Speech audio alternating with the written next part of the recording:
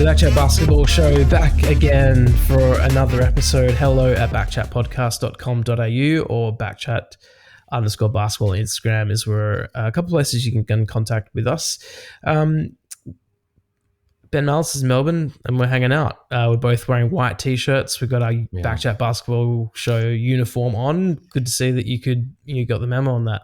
It is. I'm living in Richmond at the moment, so I feel like I need to up my game and go with the clean white shirt. So I've done my washing today. I'm back in Melbourne, and you survived the traffic in Perth. So for our listeners, I think you need to describe the horror that is the Perth freeways. Oh, it's brutal. Driving from the inner city out to the northern burbs. Today, well, look, when this gets uploaded, it will be a Friday morning, Good Friday. So hopefully, this will provide a bit of comfort to those who might be traveling and doing a bit of a drive down south, up north, to the west, east, wherever you're going.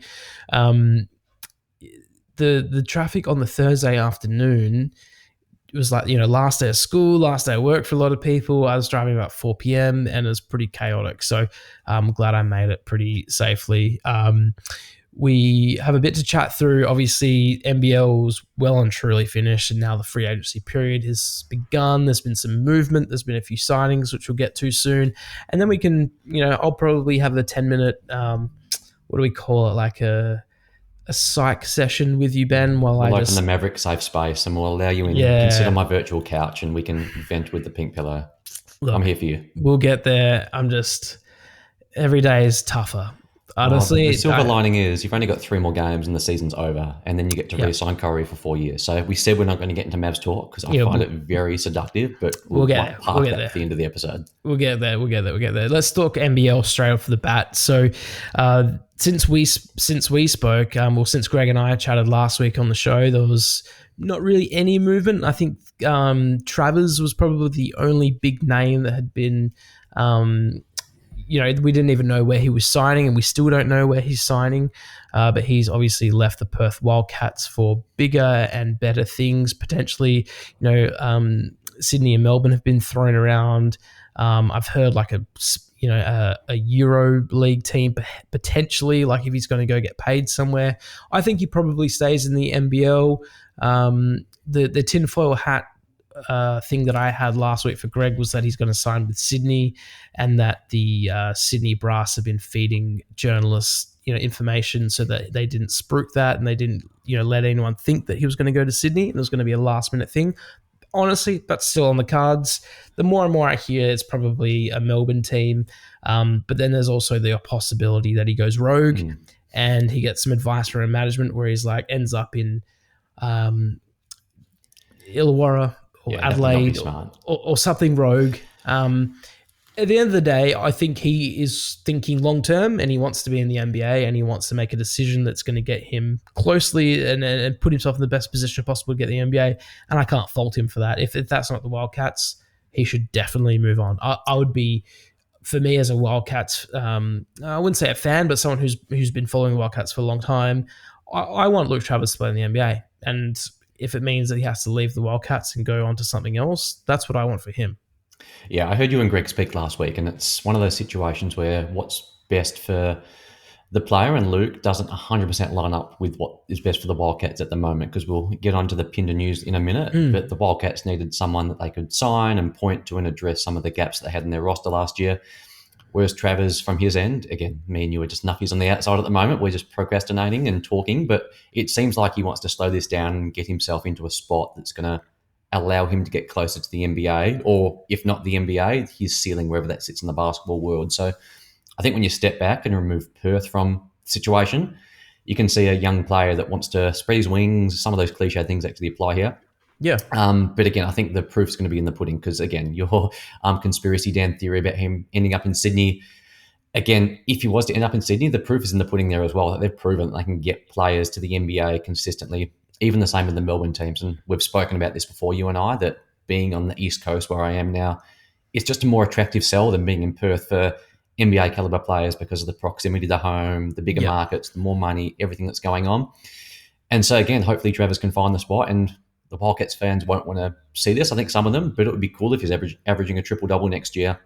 Yep. and really balling out, because if he does that, the truth is he was going to be out of the NBL very quickly. So Yeah. I think that's the other thing. He was always going to leave Perth, whether that's for Europe or the Cavaliers or the G League. He was not going to be a 10-year Perth player.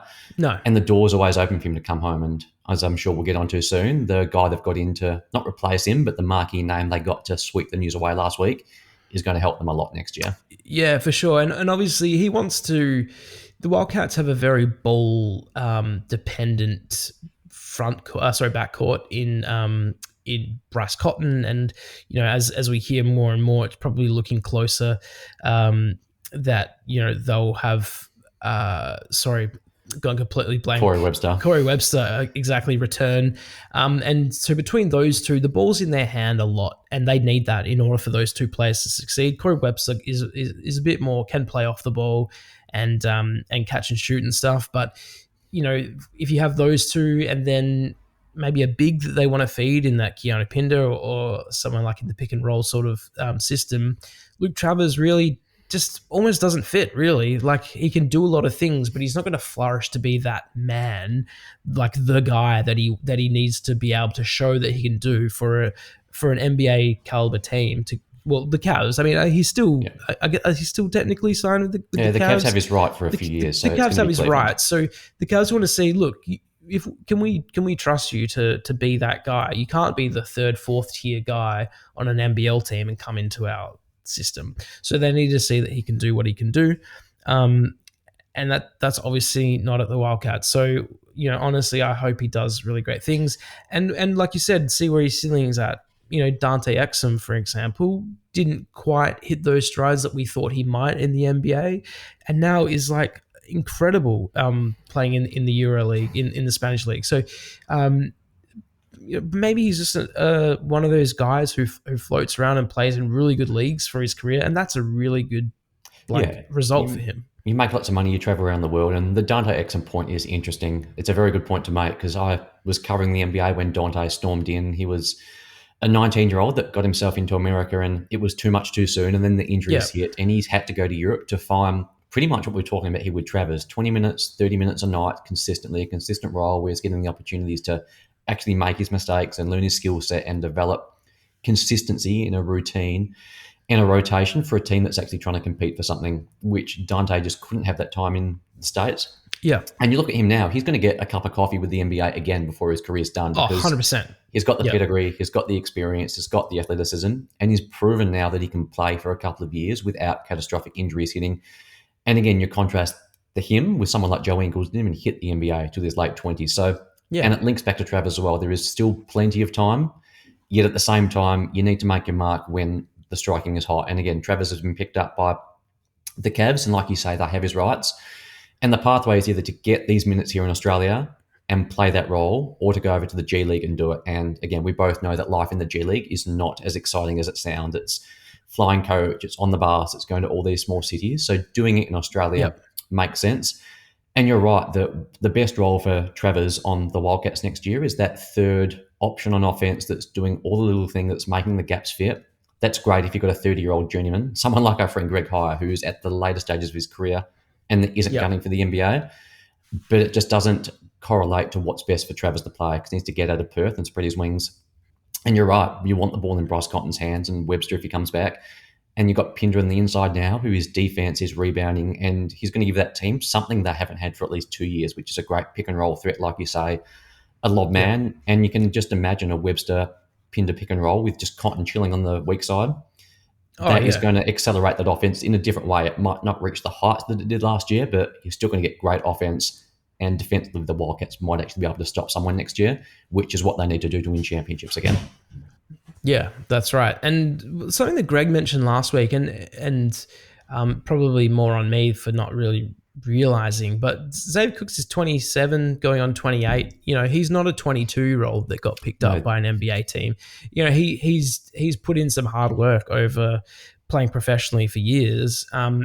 And I think that's a good thing for Travers to see. Look, it doesn't, you don't need to hit when you're 22, 21 in order to be considered for an NBA talent. Like, for all we know, Zave Cooks might live on a NBA roster for the next 6 years, and that's incredible. That's a huge effort to do what he's done. So Yeah. Travers has to be able to look at that and be like, okay, maybe I'm not going to be a rotation guy at the Cleveland Cavaliers when I'm 23, but if I keep doing what I'm doing, it's been shown and it's happened before me that can happen at a later age. And like you said with Joe Ingles, now with Dante Exum, like, I think we're just so used to being like, they're 20-year-old, they're great, they play a year in college, then they end up in the NBA, and they're like Donovan Mitchell or whatever. It's not the same pathway for everyone. No, and that's it from an NBA fan, right? Which is what you are and I am. Yeah. But again, that's different to people that are just NBL-centric fans, because there's almost a catch-22 the better the NBL gets in terms of better players and higher caliber athletes, that the more you attract those players down here, the more they're willing to leave for bigger and better opportunities because they have them. You remember the chat we had last year with Brady Manick. We flat out told us, like, his aim for his career is to make as much money as he can, as quickly as he can.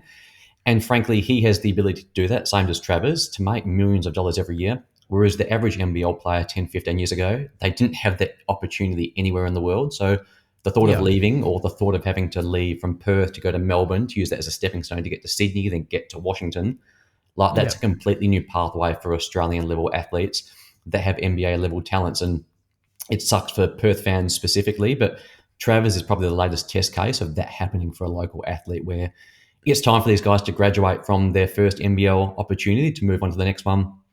And as well, the Cooks point is interesting, right? Because it also shows that when you have opportunities, you need to take them. Because you look at the NBA, the Washington Wizards are one of the most poorly run franchises there are. They spend less money than most franchises. They're perennial, can never say that word right, underachievers. But Cooks got the opportunity to go, and you have to go and take that opportunity and do that if you get the chance. And the same thing to put a bow on Travers. He's got the Cavs' interest. He's got them to commit that second-round pick. And to be frank, if they're telling him to get out of Perth, I don't know if they are or not, but very simply, if they are, it's time for him to make that move and accelerate his career. For sure. The whole you should move out of Perth, I'm still unsure if that's a Wildcats spin, where they're just like, look, we weren't, maybe the Wildcats organization just hasn't been running as well as Luke Travers would have liked. And he's like, I'm getting out of here. And it makes sense for the Wildcats to go, look, he's been told to get out of Perth for various reasons. It's nothing on us. It's all for his, future endeavors. So I think things will come out. I've seen some tweets recently from former players, from a former player that doesn't paint the Wildcats front office in the best light. But look, I think everyone's got their own sort of point of view and their own take on that. But at the end of the day, like, this is And the good thing about, from the fans' point of view, is that I think everyone's on Travers' side. Like, no one's going to, if he plays for Sydney next year, he's not going to get booed or Melbourne, whatever. He's not going to come over to Perth and get harassed. I think it's a good story. He's from Rocco. He grew up in front of Wildcats fans. That whole cliche, like, people want him to succeed. I think it's the blueprint for what, not just the Perth NBL club, but all these NBL clubs should be selling this as their selling proposition, right? Come play basketball for these young men and women with the WNBL as well. We'll give you the training, we'll help you get drafted by the best leagues in the world. And when it's time to move on for whatever reason, there could be a million of them. It's not a bad thing. It's a good thing for them to develop and move on. And for the club as well, again, not just the Wildcats, but the league.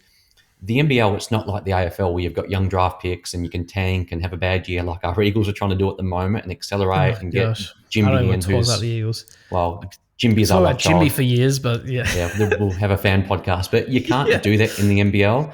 No. Like, the reality is, if Bryce Cotton, don't wish this on him, but if he gets injured tomorrow and is out for a season, the Wildcats' trajectory of their team is over, and they don't have anything to be rewarded for having a bad year. Their season is just done. Yeah.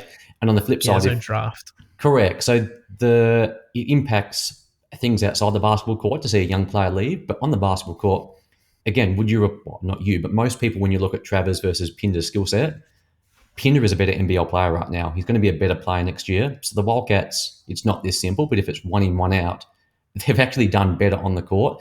But it's hard to decouple the emotions and the storyline. And like you said, here's this kid made good from Rockingham, which you know what that's like, right? And so it's emphasised. And I think fringe fans don't fully comprehend that there's a big picture at play. Yep. But again, hopefully the Wildcats, for everyone's sake in Perth, start winning games next year, and we know what happened then. If they start winning and they're in the top four and things are good, life will be good and the stresses will go away.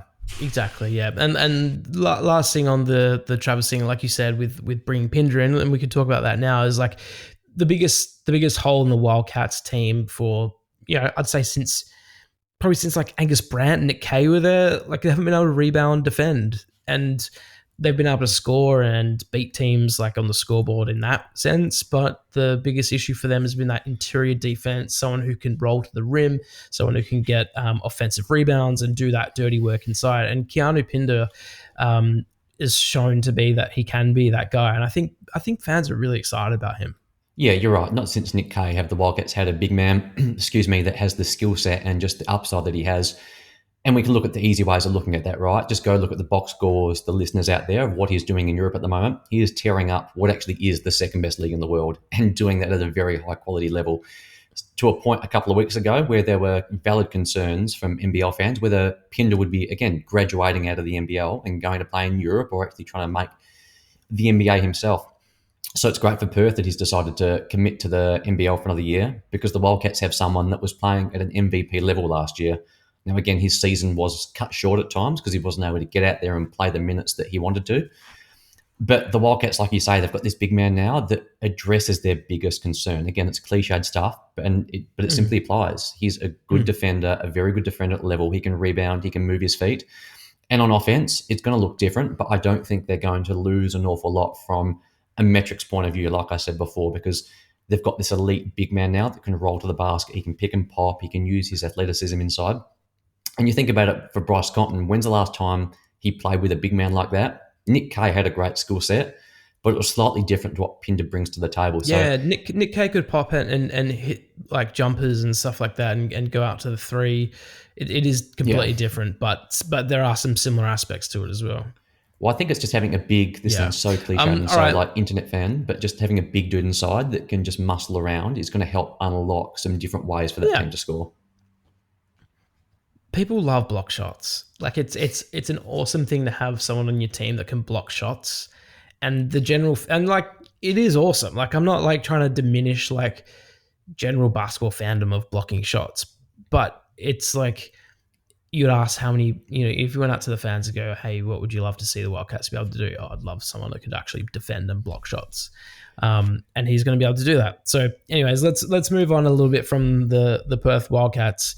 There has been Will McDowell-White, who had a great season with the New Zealand Breakers. His name was being flown around to quite a few clubs. One of them was the Perth Wildcats. I think he's got a really good connection with Keanu. And there was some talk that maybe he'd be bringing him over to Perth. But he's re-signed with the Breakers, and that's a really good get for them because, I mean, I saw from someone that I sort of respect a bit on Twitter saying that he's like almost NBA level. I don't think he's quite there, but he's definitely one of the best guards in the competition. Yeah, McDowell-White, again, we know he had a great season last year. And he's a bit different to someone like Xavier Cooks because he doesn't scream NBA athlete when you look at him. He doesn't have that size and that athleticism, which probably means you're right. The ceiling for him as a player probably is an elite level European team if that's where he wants to go with his career. But him playing at the NBL, if he can back up what he did last season again in year 2 with New Zealand, and there's lots of reasons why they would hope that's to be the case, right? They're back home for the second year running. They're back with the same group. Again, they've got some cohesion. There's every chance that they could be another good team next year. And for them to probably sustain where they are, it's going to need another jump from McDowell-White. So he's definitely got the opportunity to do that in New Zealand. Like you, I heard all the rumours about him coming to Perth. He's actually got some family in Perth. So there are some reasons why, again, people got excited. But for him, and again, taking an agnostic view of the league, I think it is good that he stayed in New Zealand because, again, there are fears that teams like Illawarra and New Zealand and Cairns get their players rated by the bigger teams. Exactly, and it becomes a feeder league. So in that sense, it's good that the Breakers came to the table and from what I hear, matched the money that was being offered around the league. So their ownership group has stepped up. They're paying someone that deserves the payday. And again, like we said for Travers, it's only a year because the way these leagues work and these contracts work, if he gets an NBA offer over the next 12 months, he'll be gone. If he gets the opportunity to go, he will. But it means New Zealand can build again. And again, we podcasted after all of the grand finals games. both of us had a sweet spot for that New Zealand team. So it's a really cool story for them to get a second chance at it. And again, who doesn't love a redemption story? And let's hope they can get back to the postseason and give it another crack next year. Yeah, all right. Let's as more and more NBL signing. I know there's a few that we've missed, but as more and more come to fruition and teams start to form, we'll talk more about that in the next few weeks. I've got so Shane Hammerhill is going to be coming on the pod, as well as Ryan Brokoff, former Dallas Maverick, played at Southeastern Melbourne Phoenix as well. And there was one Paul Smith, Sydney Kings CEO, and Kevin White, former Wildcat. Interested to hear his take on a few things that have been happening recently. So we will be still covering the NBL over the next little while as much as possible, and as things come up, obviously we'll talk about them. But we're going to try and pivot to chatting to some people that were, obviously directed in the league, to get their take on a lot of stuff, and which is really fun. We've had Anthony Drimic. Nice pronunciation recently, again. Nailed it. So you can go back and listen to that one if you haven't. And that was just a good general chat, about his story and the some of his journey going from college to the NBL. So keep listening in. We'll cover some NBL stuff, but let's go to the NBA now. All right, let's just talk about the Dallas Mavericks. Let's just do it for a sec.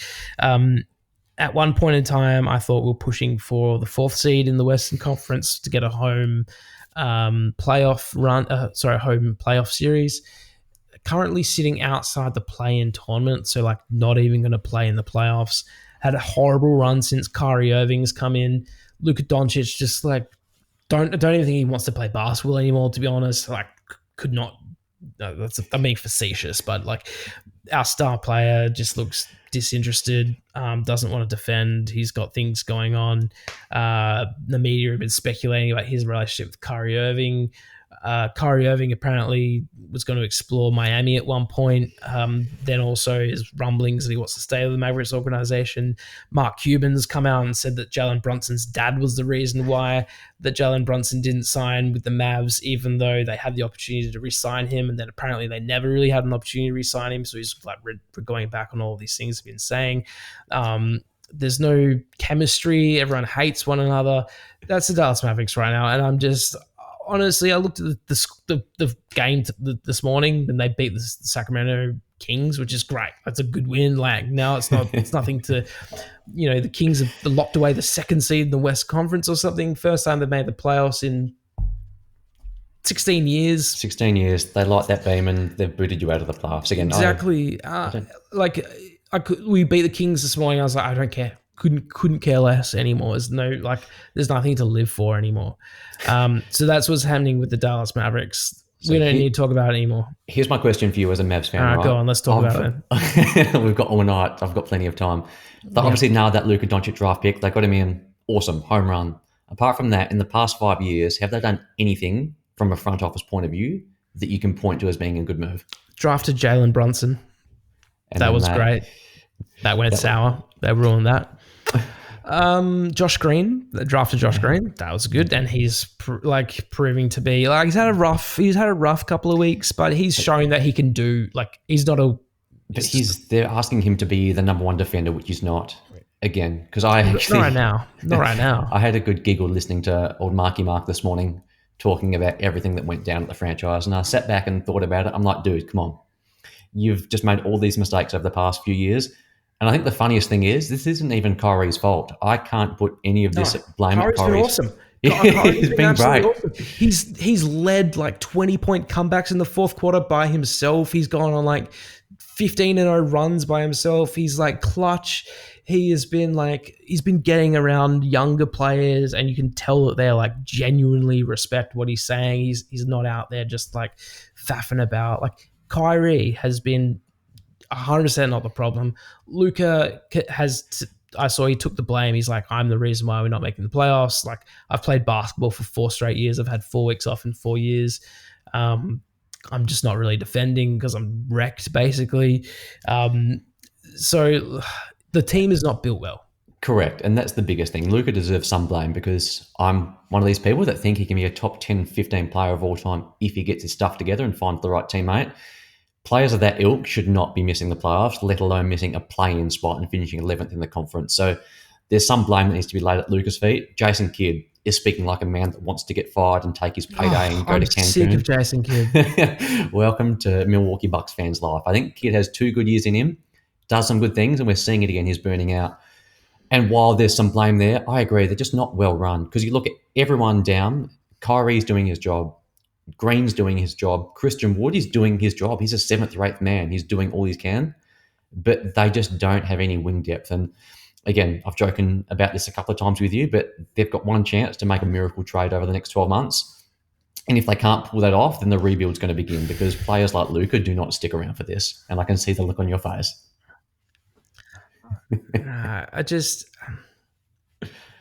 So this is what I think happens. I think Kyrie re-signs with the Mavs, like you've said in the past. I think they're probably the only two that want each other. I think Kyrie said like he's going to explore his options, but every player says that. Like I heard Dirk say that in his career. I'm not going to sign an extension. We're going to explore our options in a free agency. It doesn't mean that they're going to leave. It just means they don't want to give leverage to the team that they're with at the moment. If they go, yeah, I'll be here next year, then the team's like, great. We don't need like Correct. barter with you. So of course, like Kyrie's saying the right things. He's been doing all the right things. So I think Kyrie resigns. I think they retool a bit.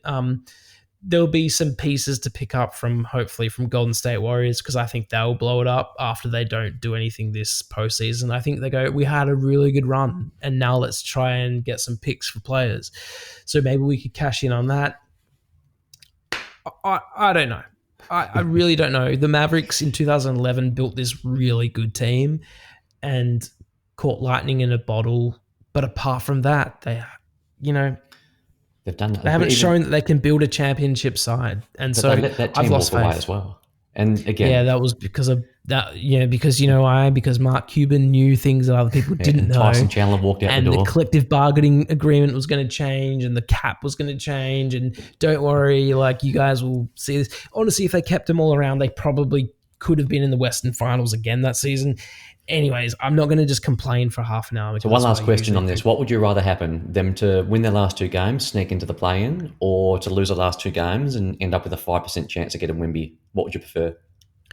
I honestly would rather them win and get into the play-in than will all this turn around? Will you get some momentum and some excitement if they sneak into 10th place? If they win the first round of the playoffs, I'm putting $1,000 on them to win the championship because I'll give you those odds. You can give me that money. I'm a big believer in like Cinderella stories. Like if there's an opportunity for one to happen, like I'm getting around it and I'm fully believing that it's going to happen. But look, because the thing is, if the Mavs fall out of the top 10 draft, like they give their pick to the Knicks. So if they're going to tank, they should have tanked. I mean, they've been bad for a long time now, but if they're going to tank, they really should have committed to doing that a long time ago. They can't beat the Kings in a meaningless game just to give their pick to the Knicks. Sorry, it's just I'm a frustrated fan. If they can get that 10th pick, they can at least use that to trade this offseason again. As I think I've told you, I think they're screwed. But again, maybe this gets turned around, and looking at the standings now, there's a chance they could be playing the Lakers in the play-in to get into the playoffs. That is some drama and some entertainment I would sign up for. Imagine Luka going into LA and the drama and the noise and the Stephen A. Smiths of the world going nuts as that game takes place. Maybe let's hope that happens. The thing is, the Lakers all of a sudden look good, and all of a sudden, like LeBron being shut down for the season for potentially career-ending injury has now been turned into like, oh no, he was fine because like they got a sniff at the playoffs. Anyways, I'm just a bitter fan of because of a multitude of things. What about your 70? Because your pick was 76ers. It was Milwaukee. No, I'm on the Bucks train. And they're still just doing their thing. They're doing their thing. They've got the best record in the league now. They've got that number 1 seed wrapped up. And I think... Why has Brook Lopez all of a sudden become the best big man in the game? Like he's been insane. Consistently good for a long time. But I watched a game like... It's probably going back a bit now. Maybe 3 weeks ago. I think he had 10 blocks. And I watched him. And it wasn't just like he was getting these like cheapies. He met like 6 different people at the rim and he slammed the ball into the backboard. He was running down the floor, hitting threes. Like, what is this? Where does he come So from? you've been in the NBA locker rooms. One of my favourite stories of being in locker rooms is the first night I went to Milwaukee and you saw Giannis next to Brook Lopez side by side. And these guys are 7-footers. You can appreciate that on TV, but until you see the size of Yeah, these men up close in mountains. person, they're mountains. And I couldn't even imagine driving into them in a practice game, let alone going at the rim in an NBA setting. And again, I don't think our listeners want to hear like the analytics breakdown of the numbers and the ins and the outs. Just go watch some YouTube videos and see what Brook Lopez does inside. And then down the other end, he's turned into the Steph Curry of big men. He can shoot 40% from beyond the arc. He's going to win Defensive Player of the Year. And just it's a front line with Giannis. That's why I picked them at the start of the year. I just do not see anyone beating them in the East. It's funny. There's this talk about Embiid winning the MVP at the moment, which has had a great year. For mine, Giannis is still the MVP, the best player in the world. And the Bucks can rightfully point to Brook Lopez as someone that can help slow down Embiid should they make in the playoffs. No one's going to stop Embiid. But with Lopez, the Bucks have someone that can drag him out at the other end and shoot those three ball. And Brook Lopez is one of the only guys in the NBA that can match Embiid size for size. So, yes, I like my pick of the Bucks. I think they're going to make it through to the finals. The matchup I'm secretly hoping for is a rematch from a couple of years ago. I hope Phoenix can get their stuff together. We see Durant get back to the NBA finals and go against Giannis. Because for mine, that's shaping up as the best final series we could get because the West is a bit of a mess. So who knows who's going to come out of that? Might be your Dallas Mavericks, who knows? But I'm hoping Durant can get fit and we can actually see some high level of basketball from him in the postseason without injuries or Kyrie Irving derailing his playoff team this year. Oh gosh, I'm sorry. I just dropped my phone trying to look at what game that was at Brook Lopez. And Dallas's title hopes just are resting in peace. Yeah, crashing. It was against the Nets. It was 4 weeks ago against the Nets. He got 9 blocks. I don't think anyone picked this to happen. No. A decade ago, he was a low post interior big man that couldn't shoot the three. I looked this up a few months ago. I think he only shot 1 or 2 threes his first 6 years in the NBA.